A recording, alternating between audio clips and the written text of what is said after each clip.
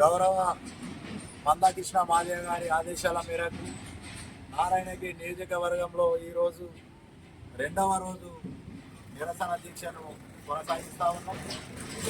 ఈరోజు నారాయణగిరి నియోజకవర్గంలో మంజూరైనటువంటి market committee చైర్మన్ను వెంటనే మాదిగలకు కేటాయించాలని కోరుతా ఉన్నాం.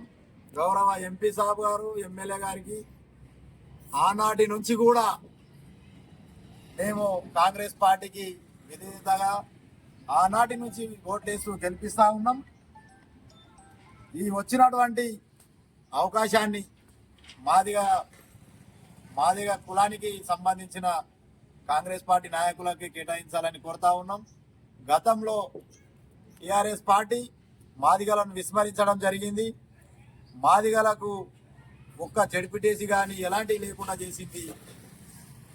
ఎంపటే ఎమ్మెల్యే గారు, ఎంపీ గారు మాట్లాడి అధిక జనాభా కలిగినటువంటి మాదిగ కులం, ఏ ఊరికి పోయినా 90% మాదిగలు గ్రామాలలో ఉన్నారు.